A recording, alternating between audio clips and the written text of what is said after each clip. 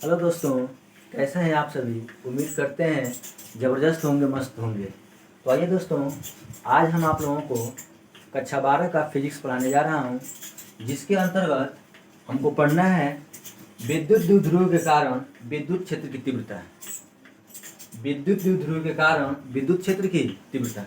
तो दोस्तों, इसके अंतर्गत दो हेडिंग होती है।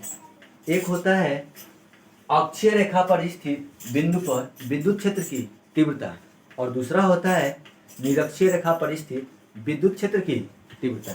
तो सबसे पहले दोस्तों, हमको पढ़ना है अक्षीय रेखा पर स्थित बिंदु पर विद्युत क्षेत्र की तीव्रता। इसमें होता क्या है दोस्तों कि दो आवेशों को मिलाने वाली रेखा हमारा अक्षीय रेखा कहलाता है। दो आवेशों को मिलाने वाली रेखा अक्षीय रेखा कहलाती है। तो देखिए दोस्तों, अब हम इसमें क्या कहेंगे, इसमें ये देखेंगे कि माना, यहाँ से हम ये देखेंगे कि माना अक्षीय रेखा में हमारा दो बिंदु ए और बी है। एक बार और दोस्तों, अक्षीय रेखा में स्थित दो बिंदु ए और बी है, जिस पर आवेश क्रमशः -q और +q है। अक्षीय रेखा में स्थित दो बिंदु ए और बी है, जिस पर आवेश क्रमशः -q और +q है। माना इन दोनों आवेशों के बीच की दूरी 2d है। -q और +q दोनों आवेशों के बीच की दूरी 2d है।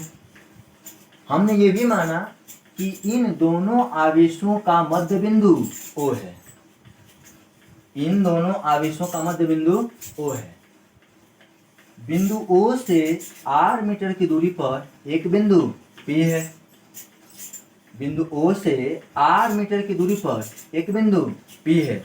इसी बिंदु P पर विद्युत क्षेत्र की तीव्रता ज्ञात करनी है। एक बार और, माना अक्षीय रेखा में दो बिंदु A और B है, जिस पर आवेश क्रमशः -q और +q है।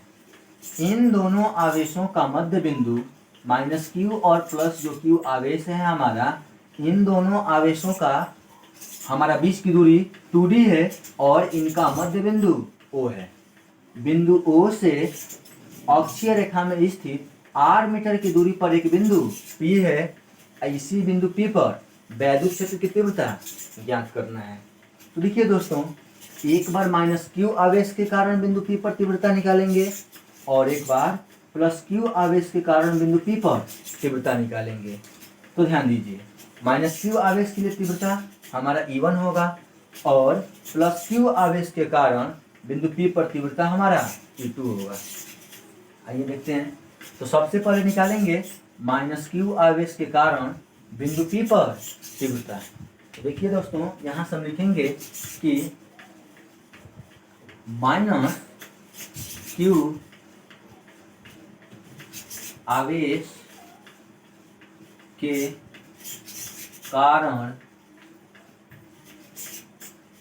बिंदु P पर विद्युत क्षेत्र की तीव्रता। -q आवेश के कारण बिंदु P पर विद्युत क्षेत्र की तीव्रता। तो हम यहाँ से लिखेंगे E1 बराबर, देखिए यहाँ से लिखेंगे ये E1 बराबर हो जाएगा 1/4 पाई एप्सिलॉन 0 इंटू, यहाँ पे हम लेंगे इन आवेशों का परिमाण लेंगे। क्या लेंगे? इन आवेशों का परिमाण लेंगे। देखिए, तो आवेश का परिमाण हमारा क्या होगा? Q बटा में। अब थोड़ा ध्यान दीजिए, -q और P इसके बीच की दूरी कितना हो जाएगा? तो देखिए दोस्तों, यहाँ से यहाँ के बीच की दूरी बिंदु O से P के बीच की दूरी r है। अब पुनः O से -q के बीच की दूरी हमारा d है। तो अब बताइए, यहाँ से इतना d और ये पूरा r, टोटल दूरी कितना आ जाएगा? तो हम कह सकते हैं कि r प्लस d। तो देखिए लिखेंगे बीच की दूरी r प्लस d का होल स्क्वायर। समीकरण नंबर हमारा 1 हो जाएगा। इसी प्रकार हम क्या करेंगे के प्लस क्यू आवेश के कारण बिंदु P पर निकालेंगे विद्युत क्षेत्र की तीव्रता। प्लस क्यू आवेश के कारण बिंदु P पर विद्युत क्षेत्र की तीव्रता। तो लिखेंगे इसी प्रकार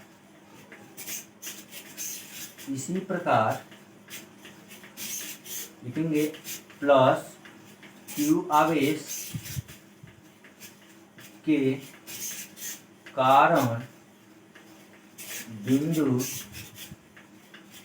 P पर विद्युत क्षेत्र की तीव्रता। यहाँ से कितना हो जाएगा माइनस प्लस क्यू आवेश के कारण बिंदु P पर विद्युत क्षेत्र की तीव्रता। तो हमारा कितना हो जाएगा E2। देखिए E2 ना, यहाँ से यहाँ के लिए हम लेंगे तो E2 हो जाएगा। तो E2 बराबर हो जाएगा 1/4 पाई एप्सिलॉन 0 इंटू वहीं आवेश लेंगे Q, तो आवेश Q बटा में। अब थोड़ा ध्यान दीजिए, प्लस Q और यहाँ पर P, इसके बीच की दूरी कितनी हो जाएगी? तो ध्यान दीजिए, हमारा यहाँ से यहाँ के बीच की दूरी R है और ये दूरी हमारा कितना है? D है। पूरे R में से अगर ये D घटा देंगे तो यही तो दूरी बचेगी ना। तो इतनी दूरी को हम ये दूरी लिखेंगे, इतनी दूरी को R माइनस D, तो लिखेंगे R माइनस D का होल स्क्वायर। समीकरण नंबर 2। देखिए दोस्तों, हम यहाँ पर प्लस क्यू आवेश के कारण भी निकाल लिए और माइनस क्यू आवेश के कारण भी निकाल लिए। अब थोड़ा ध्यान दीजिए, अब हम बिंदु P पर कुल परिणामी तीव्रता निकालेंगे। बिंदु P पर कुल परिणामी तीव्रता निकालेंगे। बिंदु P पर कुल परिणामी तीव्रता, ठीक है। तो बिंदु P पर कुल परिणामी तीव्रता का मान हमारा कितना हो जाएगा? तो देखिए दोस्तों, हमने निकाल लिया कि माइनस क्यू आवेश के कारण बिंदु P पर तीव्रता हमारी ये निकला है E1 बराबर 1/4 पाई एप्सिलॉन 0 इंटू क्यू बटा में R प्लस D का होल स्क्वायर। इसी प्रकार हमने प्लस क्यू आवेश के कारण बिंदु P पर तीव्रता निकाला, तो E2 बराबर 1/4 पाई एप्सिलॉन 0 इंटू क्यू बटा R माइनस D का होल स्क्वायर। अब देखिए, माइनस क्यू और प्लस क्यू दोनों के द्वारा बिंदु P पर तीव्रता का मान कितना हो जाएगा? तो लिखेंगे कुल तीव्रता। तो E बराबर हमारा हो जाएगा E2 माइनस E1। हम निकालेंगे बिंदु P पर कुल परिणामी तीव्रता E बराबर E2 माइनस E1। इसको हम मान लेंगे समीकरण नंबर 3। ये हमारा समीकरण नंबर 3 हो गया। अब देखिए दोस्तों, समीकरण 1 में E1 का मान हमको पता है और समीकरण 2 में E2 का मान पता है, तो हम E1 और E2 का मान समीकरण 3 में रख लेंगे। तो लिखेंगे कि समीकरण 1 व 2 का मान समीकरण 3 में रखने पर। देखिए दोस्तों, समीकरण 1 और 2 का मान समीकरण 3 में रखने पर, चलिए रखते हैं। तो हमारा ये समीकरण 3 E बराबर E2। अब बताइए E2 का वैल्यू कितना दिया है? तो E2 का वैल्यू है 1/4 पाई एप्सिलॉन 0 इंटू क्यू बटा R माइनस D का होल स्क्वायर। लिखेंगे 1/4 पाई एप्सिलॉन 0 इंटू क्यू बटा R माइनस D का होल स्क्वायर। फिर बीच में माइनस है तो माइनस लिखेंगे, पुनः E1 का भी वैल्यू लिखेंगे हम ना। अब E1 का वैल्यू कितना है हमारा? कितना है 1/4 पाई एप्सिलॉन 0 क्यू बटा R प्लस D का होल स्क्वायर। क्यू बटा R प्लस D का होल स्क्वायर। अब देखिए दोस्तों, अब हम इसमें कुछ देख रहे हैं कि कुछ कॉमन भी है। 1/4 पाई एप्सिलॉन 0, उसके बाद क्यू भी दोनों में कॉमन है, ठीक है। तो हम यहाँ से लिखेंगे कि ई बराबर, अब ई बराबर लिखेंगे तो इसमें ऊपर क्यू भी कॉमन है और 4 पाई एप्सिलॉन 0 भी कॉमन है। देखिए जब हमने क्यू को भी और 4 पाई एप्सिलॉन 0, क्यू को भी और 4 पाई एप्सिलॉन 0 जब हम कॉमन करेंगे, यहाँ से निकाल देंगे दोस्तों, तो यहाँ पे बचेगा क्या, 1/r माइनस डी का होल स्क्वायर और माइनस क्यू बटा 1/r प्लस डी का होल स्क्वायर। चलिए लिख लेते हैं इसको भी, यहाँ से हो जाएगा 1/r माइनस डी का होल स्क्वायर और माइनस 1/r प्लस डी का होल स्क्वायर। देखिए दोस्तों हमारे जितना हो गया, पुनः अब हम आगे बढ़ते हैं। देखिए आगे बढ़ते हैं, हमारा ई बराबर क्या आया हुआ है, अब देखिए ई बराबर क्यू बटा 4 पाई एप्सिलॉन 0, इतना हमने लिख लिया, इसमें किसी को दिक्कत नहीं होना चाहिए। ई बराबर क्यू बटा 4 पाई एप्सिलॉन 0, देखिए हम इसमें से क्या किए हुए हैं कि क्यू को भी दोनों में कॉमन है और 1/4 पाई एप्सिलॉन 0, मतलब ऊपर क्यू और नीचे 4 पाई एप्सिलॉन 0। जब हमने इसको कॉमन कर दिया तो हमारा बचा यहाँ पे 1 बचेगा, फिर r माइनस डी का होल स्क्वायर बचेगा, फिर माइनस 1/r प्लस डी का होल स्क्वायर बचेगा, जैसे कि हमने लिख लिया है। फिर यहाँ से q/4 पाई एप्सिलॉन 0। अब देखिए हम इसका एलसीएम लेकर के हल करेंगे। क्या करेंगे, एलसीएम लेकर के हल करेंगे। तो एलसीएम लेकर आइए दोस्तों, अब देखिए हमारा q/4 पाई एप्सिलॉन 0 कॉमन हो गया। अब इसका हम एलसीएम लेंगे। चलिए हम इसका एलसीएम लेंगे तो होगा क्या, देखिए r माइनस डी का होल स्क्वायर और r प्लस डी का होल स्क्वायर, नीचे तो हो जाएगा, इसका इसमें गुणा करेंगे, इसका इसमें गुणा करेंगे, तो ये हो जाएगा r प्लस डी का स्क्वायर और माइनस r प्लस डी का स्क्वायर, हमारा ये हो जाएगा। ठीक है, r माइनस डी, देखिए इसका इसमें गुणा करेंगे, इसका इसमें गुणा करेंगे ना, तो r प्लस डी का होल स्क्वायर और माइनस फिर r माइनस डी का, सॉरी यहाँ पे माइनस होगा ना, r माइनस डी का होल स्क्वायर, यहाँ पे गुणा हो जाएगा। अब देखिए अब हम यहाँ से लिखेंगे कि E बराबर q/4 पाई एप्सिलॉन 0, उसके बाद हम देखिए a प्लस बी का होल स्क्वायर, ठीक है, a प्लस बी का होल स्क्वायर, और इसको लिखेंगे a माइनस बी का होल स्क्वायर। चलिए लिखते हैं, तो a square plus B square formula ना, अर्थात r square plus D square और प्लस 2rd, इसको कोष्टक में हम कर लेंगे, फिर माइनस इसको भी लिखेंगे कि a माइनस बी का होल स्क्वायर, इस पर हम तोड़ेंगे, अर्थात r square plus D square minus 2rd, इतना हो जाएगा बट्टा में, दोनों कोष्टक में ये वर्ग है तो हम इसको ऐसे भी लिख सकते हैं कि r माइनस डी एक कोष्टक में और एक r प्लस डी। अगर दोनों का वर्ग है, इसका भी वर्ग है, इसका भी वर्ग है, तो हम पूरे का वर्ग लिख सकते हैं, यहाँ पे हो सकता है ना। अब देखिए फिर यहाँ से E बराबर हो जाएगा q/4 पाई एप्सिलॉन 0। फिर अब देखिए इसको तोड़ेंगे, हमारा r square plus D square plus 2rd, फिर माइनस जब इसको तोड़ेंगे, कोष्टक तोड़ेंगे, तो minus r square minus D square और माइनस माइनस प्लस 2rd। ठीक है, अब देखिए फिर बट्टा में हमारा कितना हो जाएगा, ये एगो कोष्टक में देखिए a माइनस बी और एगो में a प्लस बी वाला फॉर्मूला अपनाएंगे। देखिए एक कोष्टक में r माइनस डी है और एक में क्या है, r प्लस डी। अब बताइए एक कोष्टक में a माइनस बी होता है, एक कोष्टक में a plus B, same to same formula है कि नहीं है, होता है क्या है, a square minus B square, तो उस फॉर्मूले पर रख लेंगे हम, अर्थात r square minus D square. अब बताइए पूरे का होल वर्ग है तो पूरे का हम होल वर्ग लिख सकते हैं यहाँ पे, अब ये बड़ा का कोष्टक हो जाएगा।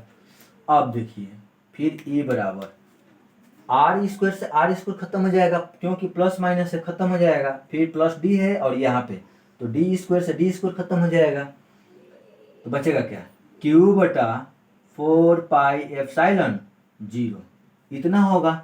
अब देखिए यहाँ पे 2RD और फिर प्लस 2RD कितना हो जाएगा 4RD ना, तो यहाँ पे लिखेंगे हम 4RD।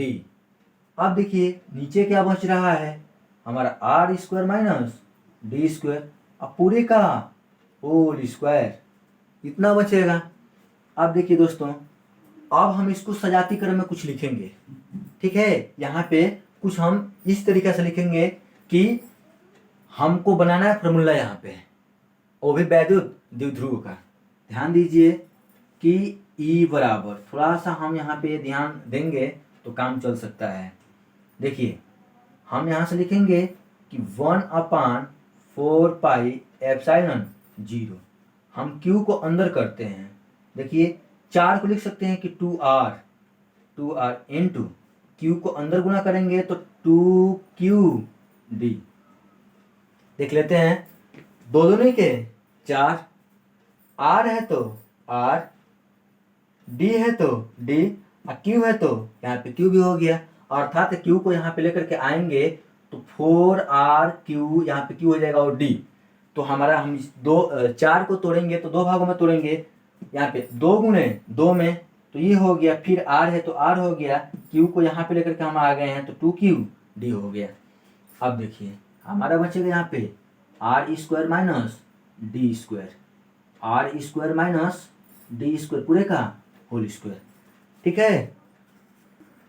अब देखिए दोस्तों, अब हम यहाँ से हमारा 2QD ये फॉर्मूला होता है, बताइए क्या होता है 2QD, ये फॉर्मूला है। हम लिख सकते हैं 2QD को P वैद्युत द्विध्रुव, 2QD को हम लिख सकते हैं ना P, तो हम लिखेंगे यहाँ से, देखिए E बराबर 1/4 पाई एप्सिलॉन 0, फिर ये हमारा 2R है और 2QD को P लिखेंगे बटा में R square minus D square, ठीक है। अब ध्यान दीजिए हमने 2QD को P लिखा, ठीक, क्यों लिखेंगे यहाँ पे चूंकि P बराबर 2QD लिख सकते हैं। अब देखिए E बराबर, अब क्या हो जाएगा हमारा कि हम यहाँ से लिख सकते हैं, एक चीज तो भूल ही गए ना, ये होल स्क्वायर है, यहाँ पे होल वर्ग है, ठीक है।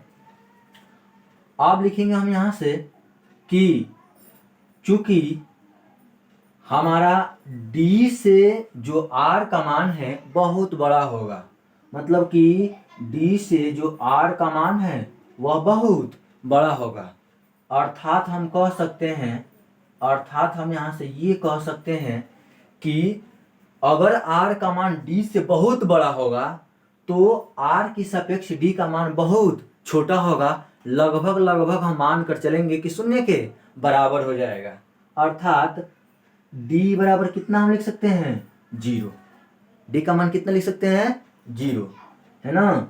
इसलिए E बराबर कितना हो जाएगा हमारा, तो ध्यान दीजिएगा 1/4 पाई एप्सिलॉन 0, उसके बाद 2R into P, 2R into हमारा P बटा में। अब बताइए कि D का मान अगर 0 रखेंगे तो पूरा 0 हो जाएगा ना, ये पूरा 0 हो जाएगा तो 0 तो खत्म हो जाएगा, बचेगा R स्क्वायर, तो R स्क्वायर यहाँ पे, अर्थात हम इसको ऐसे लिखेंगे R स्क्वायर माइनस 0, ठीक, और R स्क्वायर माइनस 0 ऐसे का होल स्क्वायर, ऐसे भी लिख सकते हैं हम। तो E बराबर हमारा हो जाएगा 1/4 पाई एप्सिलॉन 0, उसके बाद 2R इंटू P बटा में, देखिए R स्क्वायर है और पूरे का होल स्क्वायर, R के पावर कितना हो जाएगा 3 हो जाएगा, ठीक है। कितना हो जाएगा R के पावर, सॉरी देखिए दोस्तों यहाँ पे 3 लिख दिए हैं, 4 होना चाहिए ना, 2 दूनी के 4 हो जाएगा ना, अर्थात देखिए E बराबर 1/4 पाई एप्सिलॉन 0 इंटू 2RP, ये 2 है और 2 का वर्ग करेंगे तो 4 हो जाएगा। अब देखिए अब थोड़ा जगह नहीं है तो हम यहाँ पे लिख रहे हैं। तो हमारा E बराबर 1/4πε0 ये हो जाएगा। देखिए एक R से एक R कैंसिल हो जाएगा, 4R है ना, तो 4R में से एक R कैंसिल हो जाएगा, तभी 3 बचेगा। अर्थात हम यहाँ से लिखेंगे कि 2p बटा में R के पावर 3 हमारा ये सूत्र का निगमन हो गया। हम कह सकते हैं कि E बराबर हमारा E प्रोपोर्शनल हो जाएगा ऐसे 1/R का क्यूब, ये भी हो सकता है। ठीक, देखते हैं एक बार और। यहाँ से E बराबर 1/4πε0, देखिए 2RP है, यहाँ पे 0 कैंसिल हो जाएगा, तो R के पावर 2 है तो 2 दूनी के 4 हो जाएगा, नीचे 4 हो गया। अब देखिए एक R से एक R कैंसिल हो जाएगा ना, तो अभी 4R में से एक R कैंसिल हो जाएगा तो 3R बचेगा अभी, तो यहाँ पे 3R, R के पावर 3 बचेगा। अर्थात E बराबर 1/4πε0 इंटू 2p बटा में R का क्यूब। यही हमारा सूत्र है अक्षीय रेखा पर स्थित बिंदु पर विद्युत क्षेत्र की तीव्रता। अब थोड़ा ध्यान दीजिए, तो हमारा सूत्र आ गया ये E बराबर 1/4πε0 इंटू 2p बटा में R का क्यूब। हम यहाँ से कह सकते हैं कि जो E है ना 1/R क्यूब के, है ना, ये व्युत्क्रमानुपात, मतलब कि E directly proportional 1/R cube. तो उम्मीद करते हैं दोस्तों समझ में आया होगा। अगर कोई दिक्कत होगा इस वीडियो में आप लोगों को समझने में तो कमेंट में ज़रूर लिखिएगा, फिर आपको समझाने की कोशिश करेंगे। और हमारे चैनल को लाइक, कमेंट और सब्सक्राइब जरूर कीजिएगा, ताकि फिर अगला वीडियो हम डालें तो नोटिफिकेशन आपके पास पहुँचे। Thank you.